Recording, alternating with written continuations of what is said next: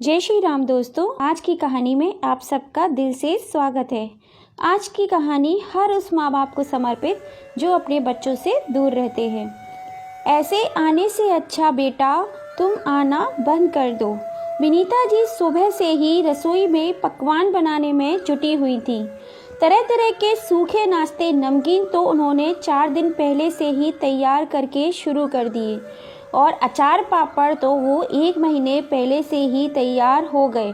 ये सोच बच्चे आएंगे, खाएंगे, पिएंगे, मस्ती करेंगे और जो जिंदगी में खालीपन आया है उसे भर देंगे।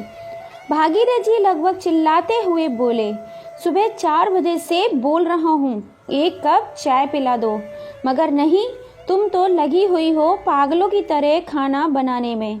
तभी रसोई में से चाय लाती विनीता जी बोली, पागलों की तरह नहीं, दीवानों की तरह लगी हूँ। मेरे बच्चे आ रहे हैं, आखिर मैं चैन से कैसे बैठ सकती हूँ। उनके स्वागत सत्कार में खास गुलाब का बेल का शरबत बनाया है, बच्चों के लिए फ्रूट चाट बना कर रखी है। आप एक काम क्यों नहीं करते, बाजार जाकर समोसा कचौरी ले आइए, साथ में पनीर की जलेबी भी। अगर इमरती मिले तो वो भी लेकर आना। सभी बच्चे बड़े शौक से खाते हैं। देखो भाग्यवान, तुम्हें जो करना है करो, मैं तो कुछ नहीं करने वाला। इसे जो खाना होगा अपने आप ले आएगा। आखिर किसे पड़ी है मेरी जो मैं सबकी सेवा करता रहूं। और मैं तो कहता हूँ, फालतू तुम्हें भी मेहनत करने की कोई ज़रूरत नहीं। तुनकते हुए भागीरथ जी बोले, अजी कैसी बातें कर रहे हो। सुनिए, ये हमारा फर्ज है इन सब का ध्यान रखना। वैसे भी कितने महीनों बाद बहू बेटा पोता पोती घर आ रहे हैं। आप है कि रूखे सूखे से बैठे हैं। जब से सुना है बच्चे आ रहे हैं, आपका तो मुंह सूख गया है। क्या आप नहीं चाहते हमारे घर में भी चहल पहल हो, बच्चों के पीछे दौड़ें। मैं तो बहुत सारी कहानियाँ सुनाऊंगी चिंटू और पिंकी को। रोज पार्क में तो कभी मंदिर भी ले जाऊंगी घुमाने के लिए। सही कहती हो, तुम्हारा फर्ज है, मगर हमारे बेटे बहू का भी तो हमारे प्रति कुछ फर्ज बनता है या नहीं। भाग्यवान, तुम बेवजह ही उत्साहित हो रही हो। वे लोग सिर्फ फॉर्मेलिटी करने के लिए आते हैं। यहाँ 4 दिन रुककर हवाई जहाज पकड़े के देश विदेश की यात्रा पर निकल जाते हैं। एक तुम हो जो उनके यहाँ आने पर जश्न मनाने का विचार रखती हो, वरना उन्हें तुमसे और मुझसे कुछ लेना देना नहीं है। पिछली बार देखा था, चारों के पास अपना अपना खुद का एक मोबाइल फ़ोन था। बेटा और बहू सौरभ और नेहाल ऑफिस दोस्तों के नाम पर चैटिंग करते रहते थे। बच्चे कार्टून और गेम खेलते रहते थे। खाना भी मोबाइल देखकर ही खाते थे। कुछ बोलो तो उन्हें सुनाई नहीं देता था, कान में ढक्कन लगा कर रखते थे। जब पास जाओ तो कहते थे, आप रुक जाओ, अभी हम व्यस्त हैं।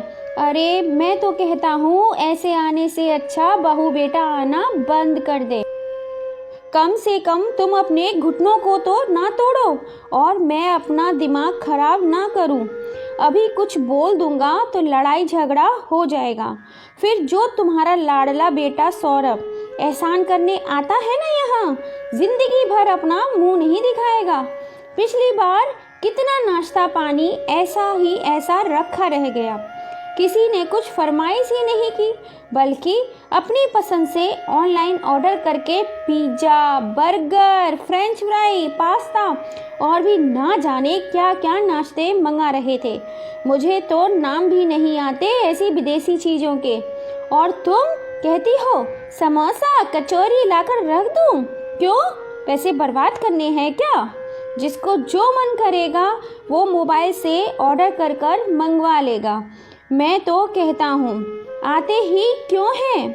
जब अपने माँ बाप से बात ही नहीं करनी है, सुख दुख के बारे में कुछ पूछना जानना नहीं है, सेहत तकलीफ के बारे में नहीं जानना है। बड़े उदास स्वर में भागीरथ जी बोले। जब विनीता जी बोली, बात तो आपकी सही है, बहू ने भी मेरे बारे में कुछ नहीं पूछा। हाँ, रसोई में वीडियो बनाने आती थी, कहती यूट्यूब चैनल बनाया है, उसमें आपकी रेसिपी डालूंगी। अब आप बताओ, खुद बनाए और खिलाए तो कोई बात भी है, वीडियो बना रही है, उससे क्या लाभ होगा। चिंटू चिंकी से बोला, रात को मेरे साथ सो जाओ। तो बोले, रात में हम कार्टून देखेंगे, आपको परेशानी होगी, इसलिए हम अपने कमरे में ही सोएंगे। पिछली बार ऐसा लग रहा था मानो सब घर में होते हुए भी कोई घर में नहीं है, सब अपने अपने मोबाइल के साथ चिपके हुए थे। हो सकता है इस बार ऐसा ना हो। विनीता जी बड़ी उम्मीद से बोली, अरे जब से कोरोना आया है, बड़े बच्चे सभी के हाथ में मोबाइल नाम का एक खिलौना आ गया है। इसमें देखने और करने को बहुत कुछ है। अब आमने सामने बैठकर बातचीत करने बेकार लगता है। फिर बच्चों की पढ़ाई लिखाई उसी पर हो जाती है। उनकी आदत में आ चुका है ये मोबाइल। अब तुम चाहकर भी इसे छुड़ा नहीं पाओगी। मैं तो कहता हूँ ज़्यादा उम्मीद करना ही बेकार है। दोनों मुंह लटकाकर बैठे थे।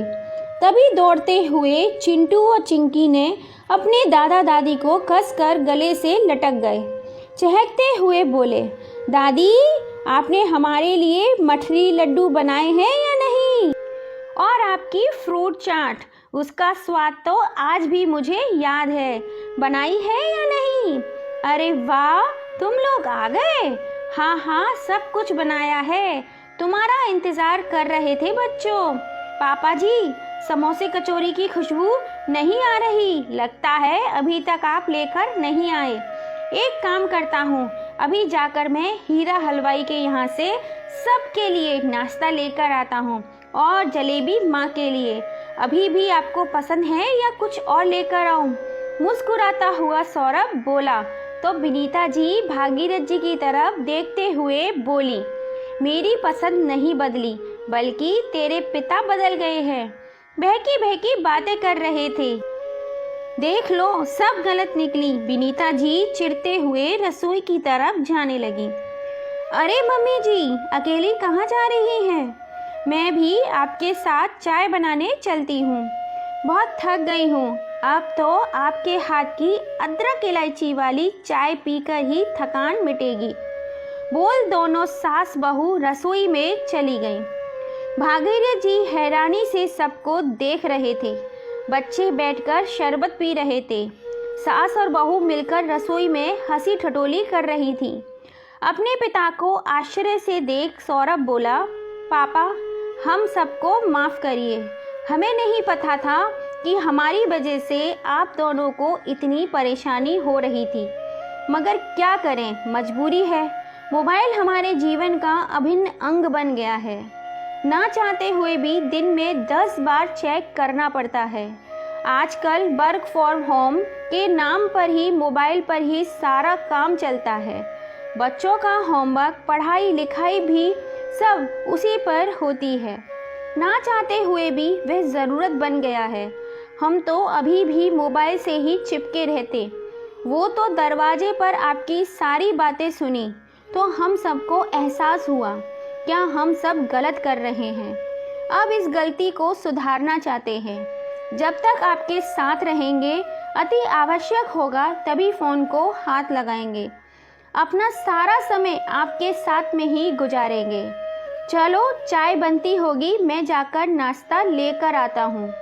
बोल जैसे ही सौरभ उठा तो भागीरथ जी ने उसका हाथ थाम लिया और बोले, चल आज बाप बेटा दोनों मिलकर समोसा कचौरी लेकर आते हैं और एक एक वहीं गर्म खाकर भी आएंगे। और हाँ, वहीं रास्ते में गपशप भी हो जाएगी। वैसे गलती तुम लोगों की भी नहीं है, जमाना ही बदल गया है। चलो देर आए दुरुस्त आए। ठीक है चलते हैं, बोल दोनों चल पड़े। इस तरह घर में अपनों की बातों पर हंसी का शोरगुल पसर गया, वरना मोबाइल के कारण एक दूसरे से बात करने का समय ही नहीं मिलता था। तो दोस्तों, आपको ये छोटी सी कहानी कैसी लगी? कहानी थोड़ी सी भी पसंद आई हो तो please like share and subscribe ज़रूर कीजिएगा। और आज के बच्चों से ये कहानी अगर सुन रहे हैं तो प्लीज़ आप सबसे हाथ जोड़कर रिक्वेस्ट है कि अपने माँ बाप को थोड़ा सा समय दीजिए और हाँ, कहानी पसंद आई हो तो लाइक शेयर सब्सक्राइब करना बिल्कुल भी मत भूलना। पास में लगी घंटी को दबाना तो बिल्कुल मत भूलना, जिससे हम जब भी कोई नई कहानी डालें उसका नोटिफिकेशन